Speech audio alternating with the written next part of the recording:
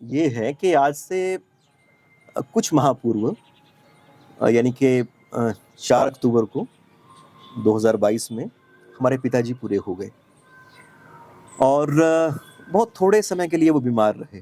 2 ढाई महीने मुश्किल से बीमार रहे होंगे और वो बीमारी कुछ इस तरह की थी कि पूरे प्रयास लड़ाने के बावजूद तो हम उन्हें नहीं बचा सके, हमें इतना ही समय मिला।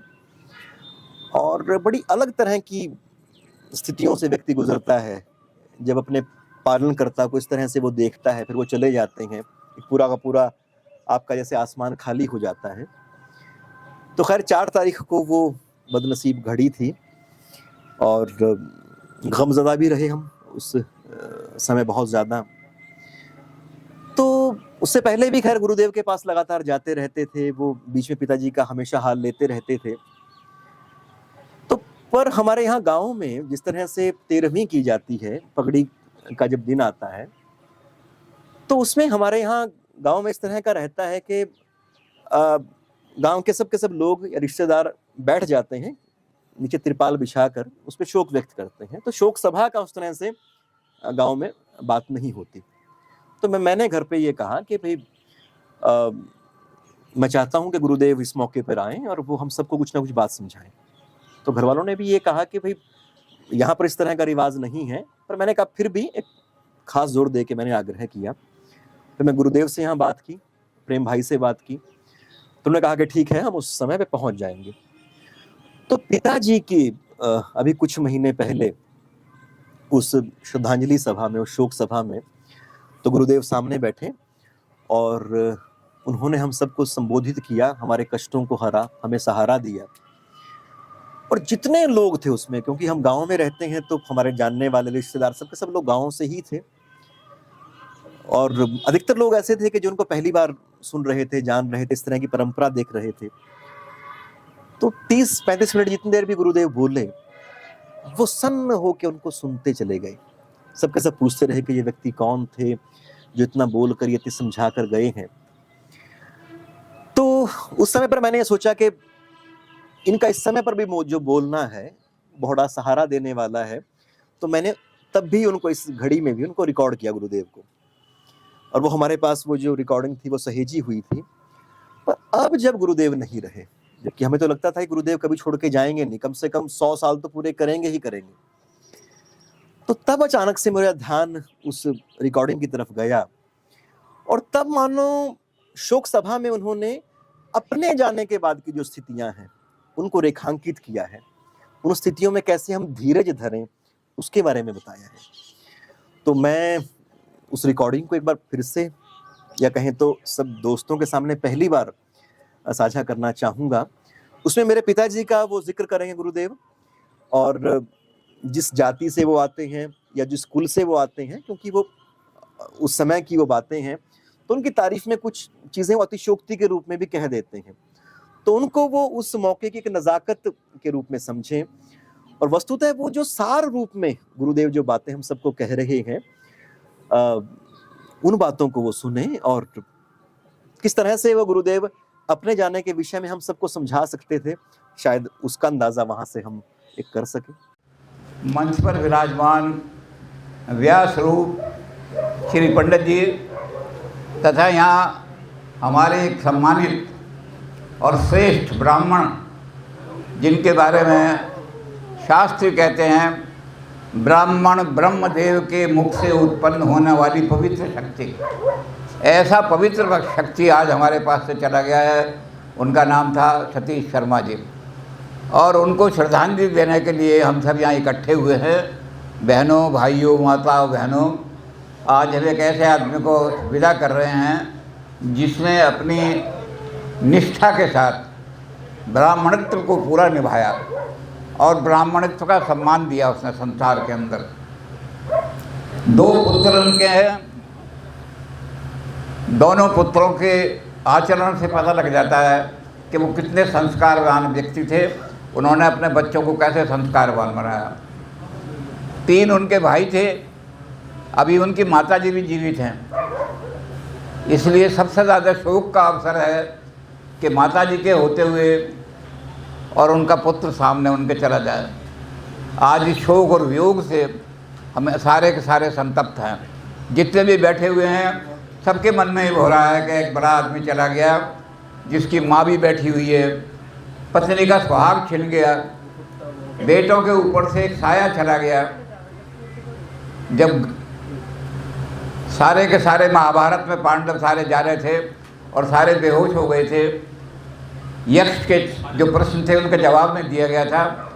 तो यक्ष ने एक प्रश्न किया था कि धर्मराज एक बात बताओ, इस पृथ्वी से भारी भी कोई चीज़ दुनिया में है? ये सारी पृथ्वी हमारे सामने है, क्या दुनिया में कोई ऐसी चीज़ है जो पृथ्वी से भी भारी हो? और या कोई तुम दुनिया ऐसी चीज़ बताओ हमें जो आकाश से भी जिसका पद ऊंचा हो। ये दुष्ट ने हाथ जोड़ करके कहा, हे यक्ष, दुनिया के अंदर सबसे भारी चीज़ जो है इस पृथ्वी से भी भारी, वो माँ है। माँ का भार बेटा कभी नहीं उतार सकता, जन्म जन्मांतर तक नहीं उतार सकता, इसलिए माँ का भार पृथ्वी से ही भारी है। और कहने ऊंचा पद सबसे ज़्यादा जो है वो पिता का है, पिता से ऊंचा कोई पद आदमी के पास नहीं हो सकता। मात्र जितने में माता हैं वो तीर्थमयी हैं, तीर्थ माता, और जितने पिता हैं वो सारे के सारे देवता तुल्य हैं। तो ऐसा व्यक्ति हमारे घर से चला गया, बच्चों को लग रहा है कि हमारे सर से बड़ा साया उठ गया। जब एक बड़का पेड़ होता है, बरगद का पेड़ होता है, उसके नीचे छोटे छोटे पेड़ होते हैं और लोग जा कर के बैठते हैं। अगर वो पेड़ गिर जाए तो साए में बैठने वाले लोगों को बड़ा दुख होता है कि अब कहाँ बैठेंगे। आज बच्चे ये सोच रहे हैं, दोनों भाई, कि हमारे सर पर जो बहुत बड़ा साया था आज वो साया उठ गया है। तो ये वियोग ऐसा है जो सहन नहीं हो सकता, असहनशील है। जो वियोग ऐसा होगा जिसमें आदमी को दोबारा आने का मिलने का मौका मिल जाए, उस वियोग में भी आदमी को दुख होता है। बहुत दिनों तक कोई आदमी हमारे साथ रहा और वो हमसे बिछड़ करके कहीं चला जाए तो हमें दुख होता है, पता नहीं कितने साल बाद मिलेगा। लेकिन जो हमेशा के लिए चला जाए, वियोग हो जाए, तो वो तो अति दुख का कारण होता है, पता लगता है कि आएगा ही नहीं। लेकिन आदमी के हाथ में कुछ भी नहीं है, आदमी कुछ भी नहीं कर सकता। जिस समय राजा दशरथ का देहांत हुआ,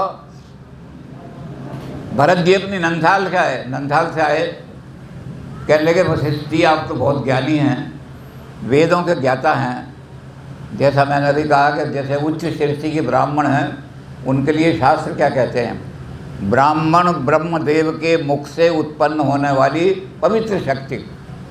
तो वशिष्ठ जी तो बहुत ही ऊंचे थे, वेदों का धारण करने वाले थे अपने जिब्या पर। तो भरत जी हाथ जोड़ के कहने लगे कि एक काम कर दो, मेरे पिताजी जो हैं ये मुझसे थोड़ी देर कुछ अंतिम बात कर सकें कि हम कुछ कहना चाहते हैं, क्या होगा।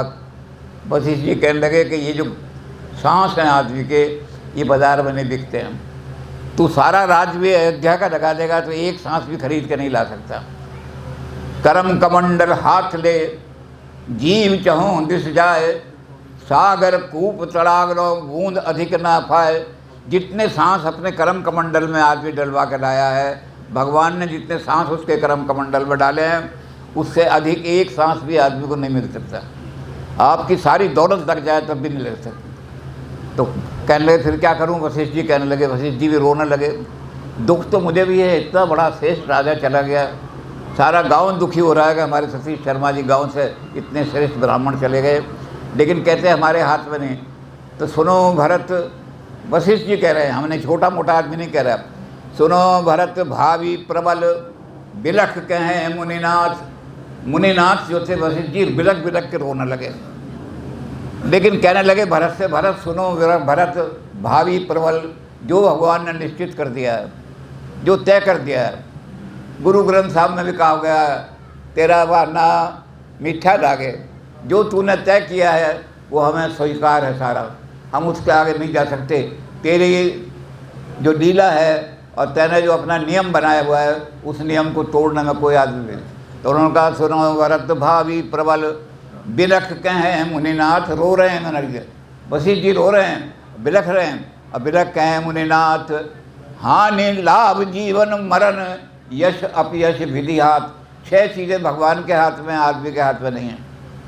6 चीज़ें भगवान आदमी को अगर दे देता तो आदमी भगवान को भी मानना छोड़ देता। तो उन्होंने कहा जन्म, आदमी का कहाँ जन्म होगा। कुछ आदमी ऐसे थे जिनका जन्म टाटा और बिरला के घर में होता है, चांदी की चम्मच में खाते हुए, और कुछ आदमी ऐसे उनका जन्म होता है झोंपड़ी में, जो नाली के किनारे झोंपड़ी बनी हुई उनका जन्म होता है। ये अपने हाथ में नहीं है, भगवान के हाथ में किसका किस जगह जन्म होगा। बहुत सारे आदमी ऐसे होते हैं कि आते ही पंडित कह देता है कि 27 दिन तक इसका मुंह देखोगे तो या तो बाप मर जाएगा या बच्चा मर जाएगा। तो ऐसी मनहूस घड़ी में कौन पैदा होना चाहता है? लेकिन मेरे हाथ में नहीं है, ये भगवान के हाथ में है। कौन आदमी किस घड़ी में पैदा होगा, किस घर में जन्म लेगा, ये हमारे हाथ में नहीं है। हानि लाभ, जीवन मरण, और मरण भी भगवान ने तय कर दिया है कि तेरा इस विधि से मरण होगा, इस जगह मरण होगा, इतने सांस तुझे दिए उससे एक सांस भी ज़्यादा नहीं करता। बहुत सारे आदमी ऐसे दिनों में मरते हैं, पंचक के दिनों में 5-5 घर में, और कुछ आदमी ऐसे जा रहे हैं बड़े सुखी होकर के, ऐसे मुहूर्त में मर रहे हैं, स्वर्ग सीधा स्वर्ग के दरवाजे खुले हुए हैं। तो ये किसके हाथ में? मनुष्य के हाथ में नहीं है। कब तेरी मृत्यु होगी, किस तरह से होगी, किस विधि से होगी, ये मरण का काम भी ईश्वर के हाथ में है। हानि लाभ, ऐसे हानि और लाभ, एक आदमी बिजनेस करता है, बिजनेस फेल हो जाता है, बाद में रेहड़ी लगाना पड़ता है बेचारे को, बड़ी बड़ी कंपनियां फेल हो गई। और लाभ, बहुत सारे आदमी ऐसे हैं जैसे बिरला हैं, कलकत्ता में मूंगफली बेचने गए थे, आज दुनिया के इतने बड़े आदमी हुए। तो ये हानि और लाभ भी भगवान के हाथ में है, आदमी के हाथ में नहीं है। कोई आदमी ये नहीं चाहता कि मेरा नुकसान हो, हर आदमी लाभ ही चाहता है, लेकिन लाभ भगवान के हाथ में है। जिसको लाभ देना है उसको लाभ मिल जाता है, जिसको हानि करनी है उसकी दिवाली निकल जाते हैं। ऐसे ये जीवन और मरण के वशिष्ठ जी कह रहे हैं, इतने बच्चे वेद के ज्ञाता कह रहे, सुनो भरत भावी प्रबल, जो भगवान ने तय कर दिया है, जो लिख दिया है, उसको कोई चेंज नहीं कर सकता, बदल नहीं सकता। किसी आदमी के हाथ में नहीं है कि ईश्वर के नियम को बदल दे। ईश्वर ने जिस विधि से जो तय कर दिया है, लेकिन ये कह दिया है कि तेरे बच्चे अगर तेरी सेवा करेंगे तो उन बच्चों से ज़्यादा भगवान कोई आदमी नहीं है। राम को जब राज मिल रहा था तो कौशल्या के पास गए, कौशल्या तिलक लगाने के लिए थाली लिए खड़ी थी। राम कह ले, दीन पिता मोहे कानन राजो, माता मुझे अयोध्या का राज नहीं दिया, पिताजी ने मुझे वनवास का राज दिया, वनों में जाओ वहाँ का राज करो। तो माता कह रही मैं तो खड़ी थी, मेरा बेटा बड़ा भाग्यवान है, आज राजा बनेगा। राम कहने लगे भाग्यवानी का लक्षण ये नहीं है कि हमें पद मिल गया ऊंचा। लोग षड्यंत्र करके, धोखा करके ऊंचा पद प्राप्त कर लेते हैं, कोई मंत्री बन जाता है, कुछ बन जाता है, ये भाग्यवानी का लक्षण नहीं है। फिर कहते हैं कोई किसको कोठियाँ मिल जाएँ, कहते कोठियाँ तो ऐसे आदमी जो चोरी करते हैं, घोटाले करते हैं, वो भी बड़ी बड़ी कोठियाँ बना लेते हैं, ये भी भाग्यवानी का लक्षण नहीं है। तो कौशल्या कहने लगी बेटा फिर भाग्यवान कौन आदमी है? उनका माता बस कोई सुन माता कोई सुत बड़ भागी, जो पितुआ हाथ चरण अनुरागी। जिस आदमी को माँ बाप की सेवा करने का मौका मिल जाए उससे बड़ा भाग्यवान कोई आदमी नहीं होता। अमेरिका में पहुँचे हुए हैं आदमी, 1-1 लाख रुपया, 2-1.5 लाख रुपया ले रहे हैं, लेकिन वहाँ बैठे हैं, माँ बाप की यहाँ डेथ हो गई, कहते हैं हमारे पिताजी की लाश को उसमें रखवा देना मॉर्चरी में, हमें फ्लाइट नहीं मिली है। तो तुम 1.5 लाख रुपया कमा रहे हो, ये भाग्यवानी का लक्षण नहीं है। माता पिता की सेवा करने का जिसको मौका मिल जाए उससे ज़्यादा भाग्यवान कोई संसार में नहीं होता।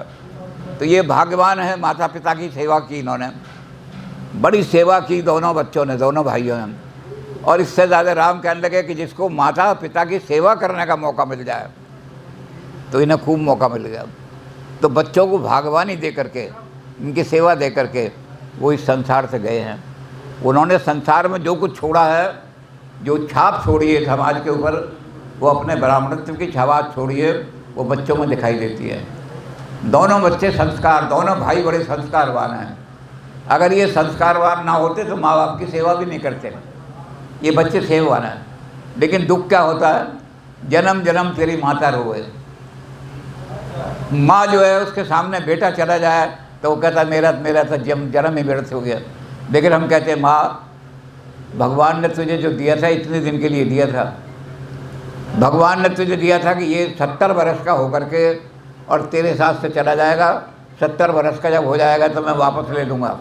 ये मेरी दी हुई वस्तु है, मैंने तुझे दी है इस रूप में, ऐसी पत्नी को कह देते हैं कि पत्नी को कहा कि तुझे पति मिलेगा, बहुत अच्छा पति मिलेगा, लेकिन इतने दिन के लिए मिलेगा, इससे ज़्यादा नहीं मिलेगा। तो क्या करना पड़ता है फिर? जो दुख है और शोक है उसको सहन करना पड़ता है। दुख और शोक को सहन करने के लिए इससे आगे हमारे पास कोई नहीं जाता। सारे धर्म यही कहते हैं, इस्लाम भी यही कहता है, इन्ना अल्लाह मास्ताबरीन। कुरान शरीफ में लिखा हुआ है कि जो मेरी इच्छा के आगे सब्र करना जानते हैं, कि भगवान तेरी इच्छा के आगे हम नतमस्तक हैं, हम अपना सर झुकाना चाहते हैं, तो जो इस करके मैं अल्लाह कहता है मैं उनके साथ हमेशा खड़ा रहूँगा, उनके दुख का हरण मैं करूँगा। जो दुख देने वाला है संसार के अंदर, कोई उसके दुख को दूर नहीं कर सकता। गीता में भी भगवान ने यही कहा है, जातस्ते ही ध्रुव मृत्यु। जिस दिन आदमी का जन्म होता है उस दिन मृत्यु भी छाप दी जाती है, ध्रुव कर दी जाती है। जैसे हम मोहर लगा देते हैं ना, ध्रुव कर देते हैं कि ये किसी की अपॉइंटमेंट हो तो कहते हैं 60 साल की उम्र में तुम रिटायर हो जाओगे। तो गीता कहती है जातस्ते ही ध्रुव मृत्यु। जिस दिन आदमी का जन्म होता है उस दिन मृत्यु तय कर दी जाती है आदमी कि तुम इतने साल इस दुनिया में रहोगे, इसके बाद तुम नहीं रह सकते। तो फिर क्या करें? तो हम एक ही काम कर सकते हैं, अपना परलोक सुधारने के लिए अच्छे काम कर सकते हैं। हमें जब जाना है लंबे सफ़र पे, वो लंबा सफ़र इतना लंबा सफ़र है, यहाँ तो आप कर लेते रिजर्वेशन करा दो जी, अमेरिका जाना है, लेकिन उस सफ़र के लिए कोई रिजर्वेशन नहीं होती। वहाँ तो एक ही रास्ता है, ना कोई आपको बढ़िया गाड़ी मिलेगी, ना जहाज़ मिलेगा, वहाँ कंधे पर ठठरी के ठेले पे ही जाओगे आप। ये अंतिम यात्रा ऐसी है कि यात्रा में कोई किसी तरह का को आपको नहीं मिलता, कोई साधन नहीं मिलता। तो आदमी को चाहिए कि पहले इसके लिए, क्योंकि जातस्ते ही ध्रुव मृत्यु, जन्म के साथ ही आपकी मृत्यु तय हो गई थी, अज्ञान के कारण से हमें पता नहीं होता। तो इसलिए जो आदमी अज्ञानी होते हैं वो तो शोक करते हैं, और जो आदमी ज्ञानी होते हैं वो कहते हैं भगवान तेरी दी हुई वस्तु थी, तूने हमें इतने दिन के लिए दी। बच्चे भी कहेंगे भगवान से, तूने भगवान इतने दिन के लिए पिता रूप में हम अपनी वस्तु दी, हम उसको समझ बैठे थे कि हमारी वस्तु है, इसलिए हमें बड़ा दुख हो रहा है। वस्तु तो तेरी दी हुई थी, हमारी नहीं थी। तूने अपनी वस्तु हमसे वापस ले ली, हम तेरी वस्तु को तुझे वापस कर रहे हैं। तो दे वस्तु गोविंदम तब हमें समर्पय। हम तेरी वस्तु को इस तरह से जैसे तूने हमें दी थी हम वैसे ही वापस कर रहे हैं तुझे। अगर इनकी सेवा में, अगर इनकी देखभाल में किसी तरह की कमी रह गई हो, तो तेरी वस्तु के साथ अगर हमने अनादर किया हो तो उसका हम दंड भुगतने को तैयार हैं। हमने तेरी वस्तु को अच्छी तरह से बड़ी श्रद्धा के साथ अपने पिता की सेवा की और पिता का हर आदर्श माना। पिता ने हमें पिता तो एक काम करता है, पिता आदमी का पालन भी करता है, पिता आदमी का संरक्षण भी करता है। आज इनके सिर से पालन करता भी चला गया, आज इनका संभव करना। तो अब भगवान कहते हैं, कृष्ण जी कहते हैं कि देखो ये तो तय है कि जो हमने लिख दिया है, जो जिस दिन जातक से ही जिस दिन इसका जन्म हुआ था उसी दिन लिख दी थी कि 70 साल की उम्र में तुम अपने वापस ले लेंगे, अपने पास बुला लेंगे। तो उन्होंने कहा फिर क्या करें? तो फिर कृष्ण जी कहते हैं गता शून्यता शून्य ना अनुशोचंती पंडिता। गता शून्य, जिसने अवश्य जाना है, सूरज ने अवश्य डूबना है 6 बजे, कोई रोक नहीं सकता। ये सारा नियम है कि सितंबर के अक्टूबर के महीने में 6 बजे सूरज हो जाएगा। इस नियम का पालन करने के लिए प्रकृति पालन करती है, मनुष्य के हाथ में नहीं है। तो ऐसे ही मनुष्य का जीवन जो है वो भगवान के हाथ में है। तो गता शून्य, जिसने जाना है वो अपने जाने के लिए तैयारी करे। जवानी में अदम के वास्ते सामान पैदा कर, परलोक सुधारना है अपना घर। अगर अपना परलोक बनाना है तो ये सोच ले कि मुझे एक दिन तो इस संसार से जाना ही है, मेरी मृत्यु तो ध्रुव हो चुकी है, तय कर दिया गया कि इतने सांस के बाद एक सांस नहीं मिलेगा। तो क्या करेंगे आदमी? फिर जवानी से ही तैयारी कर देते हैं, परलोक सुधर जाए हमारा। जवानी में अदम के वास्ते सामान पैदा कर। मुसाफिर सबको उठते हैं जो जाना दूर होता है। जब लंबा सफ़र करना होता है तो भाई सुबह कहाँ जाना है तो रात से बिस्तर बांधना शुरू कर देते हैं, कोई चीज़ रह ना जाए। अरे वहाँ बारिश बहुत होती है, कहीं छतरी ना रह जाए, कहीं टॉफ़ी ना रह जाए। तो ऐसे जो विद्वान आदमी हैं वो अपना परलोक सुधारने के लिए और सारे घर वाले उनके जो हैं उनको स्वर्ग पहुंचाने के लिए जवानी से ही काम शुरू कर देते हैं। जिसने जवानी में ये सब कुछ कर लिया उसे फिर ये नहीं होता कि हम कहाँ जाएंगे क्या नहीं होता। सीधा ही लगता है कि मैंने अपने अदम के लिए, परलोक के लिए, मेरी माँ ने, मेरी पत्नी ने, मेरे बच्चों ने इतना काम किया है, अब मुझे सीधा स्वर्ग मिल जाएगा। तो जवानी का सारा, इन्होंने भी, सतीश शर्मा जी ने जवानी में सारे पुण्य के काम किए।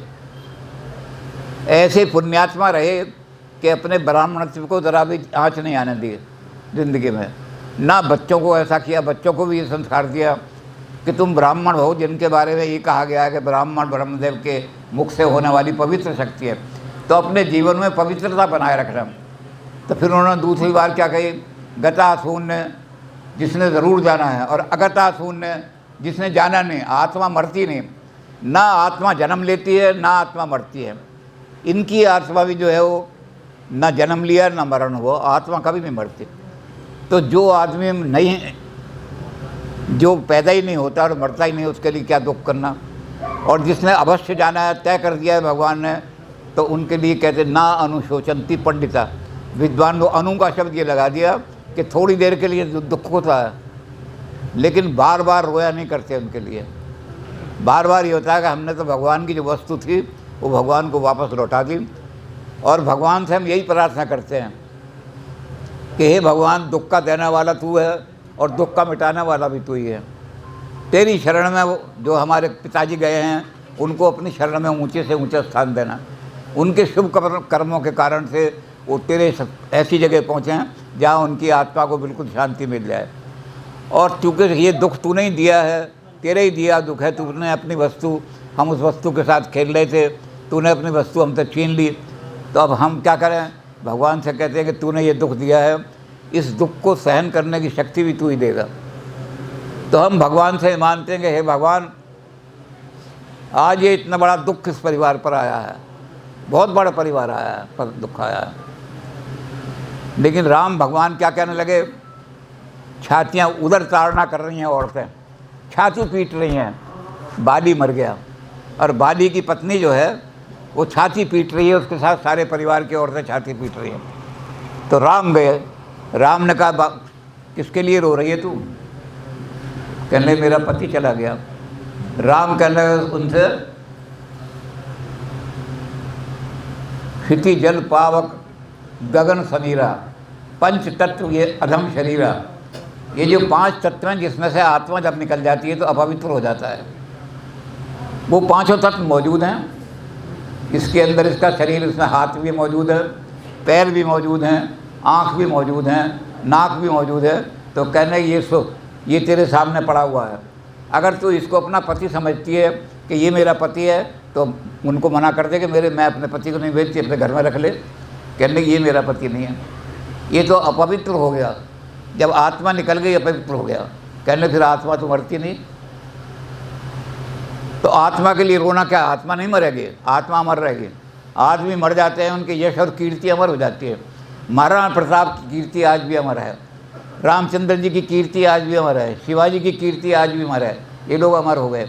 तो गाँव के अंदर जिसने अच्छे काम किए हैं, गाँव वर्षों तक उसको याद रखेगा। बहुत सारे लोग कह देते हैं कि वर्षा बेटा भी हक निभाएगा तो अग्निदान तक। संसार के सारे रिश्ते जो हैं ख़त्म हो जाते हैं जब आदमी चला जाता है। हम उनको कहते हैं तुम जानते नहीं, जो लोग नाखलफ होते हैं ना, जो ऐसे बच्चे होते हैं जो अपने माँ बाप की कुछ सेवा करना नहीं जानते और माँ बाप को बहुत समझते हैं, वो तो रिश्ता ख़त्म, उनका तो रिश्ता ख़त्म हो जाता है। वो कहते हैं अच्छा हुआ बुढ़ा मर गया, बोझ हट गया हमारे ऊपर से। और उसके बाद लेकिन जो ऐसे आदमी होते हैं, विद्वान आदमी हैं, उनका रिश्ता कभी ख़त्म नहीं होता। वो तो कहते हैं पिताजी हर वर्ष तुम्हारा श्राद्ध करेंगे, तुम्हें याद करेंगे, तुम्हारे गुणों को याद करेंगे, तुम्हारे गुणों को अपने यहाँ। तो जैसे राम ने कहा उससे कि तेरा पति जो है, अगर यही शरीर तेरा पति है तो इसको घर में रख ले। क्षिति जल पावक, 5 चीज़ें मौजूद हैं।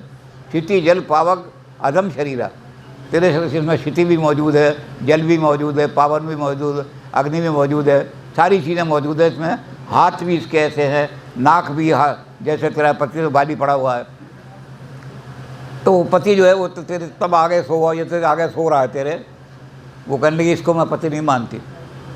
मेरा पति तो वो था जो मुझसे उसका किसी से रिश्ता नहीं था। आत्मा इस जन्म में आपका पिता है, अगले जन्म में क्या पता आप उसके पिता थे, या पिछले जन्म में आप उसके पिता थे, अगले जन्म में पता नहीं आप क्या बनोगे। तो दुख होता है सबको, लेकिन उस दुख को सहन करना पड़ता। हम उनका वियोग अगर सहन नहीं कर सकते तो उनको घर में रख लेते। जब कह रहे हैं ना अनुशोचंती पंडिता गता सोन अगता सोनस्य, जो कभी मरता ही नहीं, आत्मा तो कभी कभी मरेगी नहीं उनकी, सारा गांव उनके यश को याद रखेगा। उन्होंने जो अच्छे काम किए हैं वो जब सारे गांव वाले कहेंगे, जिक्र करेंगे, तो उनका काम कहेंगे कि ये इतना बड़ा आदमी था, वो मरेंगे नहीं कभी। आत्मा नहीं मरती, शरीर मर जाता है, शरीर का तो उन्होंने लिख दिया। तो इसलिए ना अनुशोचंती पंडिता, जो विद्वान लोग हैं, पंडित लोग हैं, वो कभी नहीं सोच किया करते, वो कभी भी इस बात के लिए रोया करते। अनु का लब लगा दिया बार बार। जब योग होता है तो दुख तो होता ही है, लेकिन उस दुख को जब ईश्वर शक्ति दे देता है कि तुम्हें इतनी शक्ति दे रहा हूँ, तो संसार के तो सारे काम ऐसे कैसे चलते हैं, संस्कृति ऐसे ही चलेगी सारी की सारी। हमें तो बस ये करना पड़ता है कि हे ईश्वर, उनकी आत्मा को उनके पुण्य कर्मों के कारण से उन्होंने अपने घर में जो संस्कार छोड़े हैं, और उनकी पत्नी को भी राम की तरह से कहेंगे। जैसे वो रो रही थी, उसकी पत्नी बालक तारा रो रही थी, तारा विकल देख ही रघुराया, दीन ज्ञान हर लीनी माया। ये तारा माया के अंदर लिप्त होकर के रो रही है बार बार। इसको जाकर ज्ञान दिया और उसको यही कहा कि ये अगर तेरा पति यही बाली है तो ये तो घर में रख ले, इसकी डेड बॉडी इसको मत जाने दो कहीं। तो उन्होंने कहा कि जो सब ऐसे लोग हैं, जो विद्वान लोग हैं, वो कहते हैं कि इसका जाना तो तय था, एक दिन भगवान ने तय कर दिया था कि इतने सांस के बाद तू चला जाएगा। तो वो फिर क्या करते हैं, ना अनुशोचंती पंडिता, अनु का लब लगा दिया कि जब ज़्यादा कोई आदमी तब तो दुख होता, लेकिन बार बार वो रोया नहीं करते। बार बार तो कहते हैं हे प्रभु, तेरी दी हुई वस्तु थी, तूने वापस ले ली। हमने अगर इसमें कोई उनकी सेवा हुआ में कमी की हो, तेरी अमानत में खयानत की हो, तो उसके पापी हम हैं। और हमने तेरी अमानत जैसी तूने दी थी वैसी हमने तुझे वापस कर दी। तो हमारा काम जो है यही कहा, तो हमारे ऊपर हम कृपा रखना, अपना कृपा का हाथ हमारे ऊपर रखना, और ऐसा करना कि हमें ये जो दुख हुआ है सामयिक थोड़ी देर के लिए हुआ, धीरे धीरे हम इसको सहन करने की, उनके परिजन हैं, परिवार के लोग हैं, उनकी पत्नी हैं, उनके बच्चे हैं, उनकी माता हैं। माता के हाथ से तो ये अगर चला गया तो जन्म जन्म तेरी माता रोवे। माँ जो है पेट पकड़ के रोती है, मेरा पुत्र चला गया मेरे सामने। लेकिन जब कृष्ण जी कहते हैं कि गता सून अगता सून, माता तू समझी नहीं थी कि तुझे 70 साल के लिए ही दिया है, भगवान ने इससे ज़्यादा दिया ही नहीं तुझे। अगर तुझे ये ज्ञान होता तो तू तैयार रहती कि कब भगवान अपनी चीज़ कब वापस मांगेंगे और कब मुझे ये चीज़ देनी है। तो उसका तरीका क्या है, हम भगवान से यही कहते हैं, बस जो तेरी इच्छा थी। जैसा मैंने बताया कि हर एक धर्म में ये कहा गया है, गुरु ग्रंथ साहब में भी ये कहा गया, तेरा बहाना मीठा लागे। तूने जो नियम बनाए हुए हमें अच्छे लगते सारे, हम उन्हें बदल नहीं सकते, ना हमारे अंदर शक्ति उन्हें बदलने की। इसलिए हे भगवान, इस दुख को सहन करने की तो शक्ति दे दे हमें, और शक्ति कुछ नहीं, बस यही मांगते हैं हम तेरे से कि आज जो ये वियोग हुआ है, आज हमारा पिता चला गया है, उनकी पत्नी को वियोग हुआ, आज मेरा पति चला गया है, मेरा सुहाग लुट गया है, माँ को शोक हो रहा है कि मेरा पुत्र चला गया मेरे सामने। तो हे भगवान, इस शोक को हरण करने वाले भी आप ही हो। और जो लोग यहाँ बिरादरी के आए हैं उनसे भी हम कहेंगे, बांटे से कुछ दुख कम हुई। सुख को अगर बांटते हैं हम तो मल्टीप्लाई होता जाता है, बढ़ता जाता है। हमें कोई हमारे घर में कोई खुशी का काम हुआ, हमने सारी बिरादरी बुलाई, तो सारी बिरादरी में सुख की, सारी बिरादरी के अंदर सुख बढ़ जाएगा। और अगर कोई हमारे यहाँ दुख का कारण हुआ, जब बिरादरी आके बैठती है तो सारी बिरादरी थोड़ा थोड़ा सुख बांट लेती है। वो सारा हमारा सुख जो है, हमारे दुख को दूर करने के लिए लोग आए सज्जन, इनसे भी हमारी प्रार्थना है कि आप इन बच्चों को, उनकी पत्नी को, उनकी माँ को आप लोग जब सांत्वना देंगे, आप कहेंगे कि ना अनुशोचंती पंडिता, ज़्यादा दुख नहीं प्रकट किया करते, भगवान की वस्तु तुमने भगवान को दे दी, अब कोई दुख का कारण है, इसलिए दुख बांटने के लिए। तो सारे लोग जो आए हैं उनसे हमारी यही है कि हे ईश्वर, इन लोगों को भी इतनी शक्ति दे कि हमारे दुख को बांट के कम सकें, और हमें भी इतनी शक्ति दे कि हम इस दुख को सहन करने की और अनुशोचंती, बार बार ये दुख हमें याद न आए, हम कहें कि हे ईश्वर हमने तेरी चीज़ दे दी। ऐसा ही एक गांव में हुआ। एक गांव में एक सेठ जी थे, वो किसी को रुपया उधार देते थे तो उससे सूद नहीं लेते थे, लेकिन ये कह देते थे कि जिस दिन मैंने कहा कि मेरा रुपया वापस कर दे, उस दिन तुझे वापस करना पड़ेगा। अगर नहीं वापस करेगा तो मैं आदमी भेजूंगा कोड़े लगाने के लिए, वो पकड़ पकड़ कर तुझे मारेंगे, पैसा लेके आएंगे। तो एक आदमी को पैसे की ज़रूरत थी, उन्होंने कहा चलो जी कौन सा गांव है जी? वो किशनगढ़ गांव है। किशनगढ़ गांव में एक आदमी है बहुत बड़ा, वो पैसे उधार दे देता है, सूद नहीं लगाता। तो चले गए उसके पास। अब जब वो जाने लगे तो गांव में पहले खेत पड़ा। वो कहने लगे लाला जी का घर किधर है, उनके जिनके घर हमने जाना है। उन्होंने कहा ये घर तो इधर को है। तो जब वो चलने लगे तो वहाँ एक आदमी लेटा हुआ था।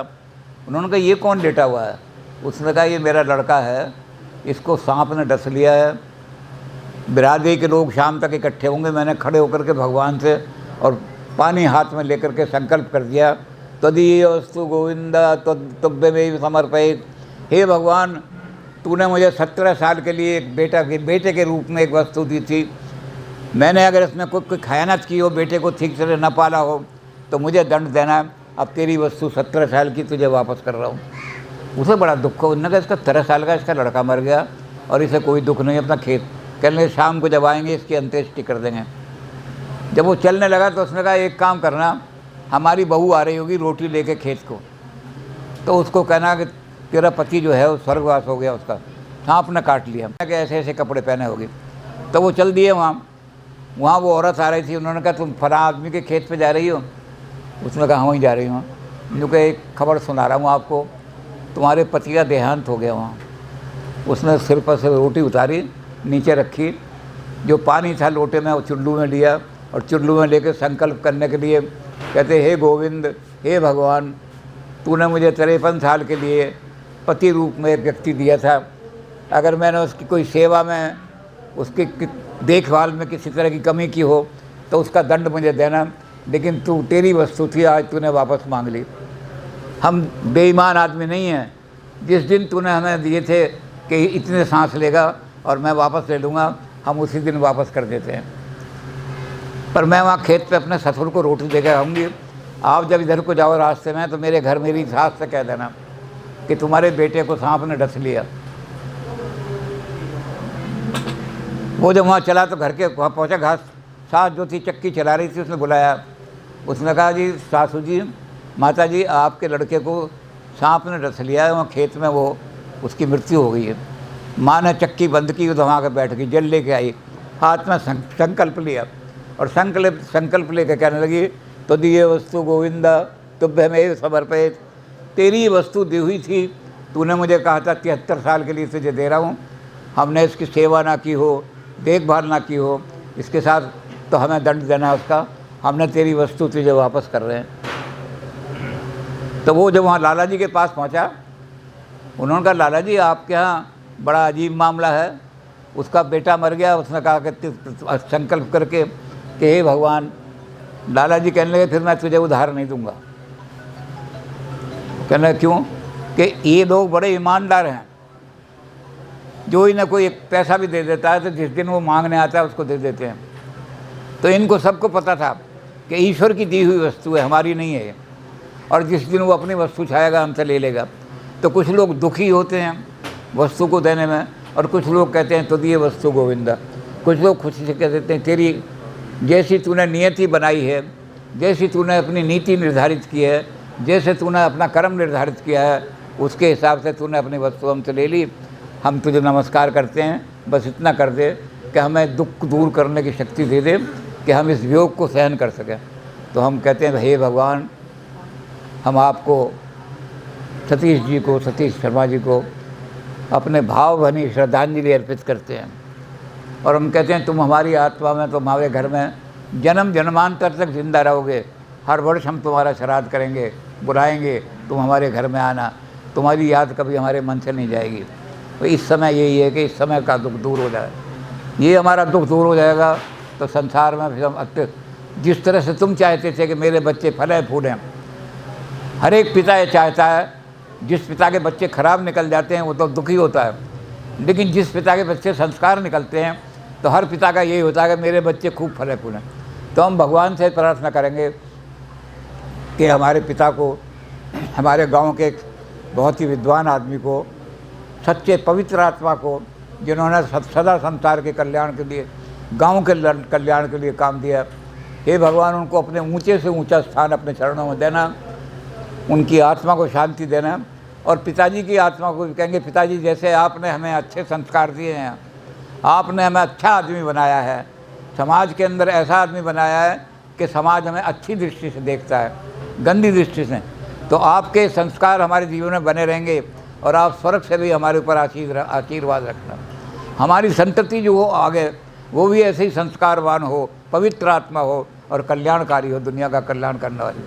तो हे पिताजी, हम तुम्हारी आत्मा से इतना ही मांगते हैं, तुम्हें भगवान ने अपने पास बुला लिया, ठीक है, अब आप इतना तो कर दो कि हमारे घर में संस्कार कभी ख़त्म ना हो। जितने संस्कार देखे हमारी आगे जो संतति है वो भी ऐसे शुभ काम करे हमेशा, और हमारे दुख को दूर करने की हमें शक्ति दो। भगवान जब शक्ति देंगे तो उनकी आत्मा को शांति भी मिलेगा और हमारा भी दुख दूर होगा। ओम शांति शांति।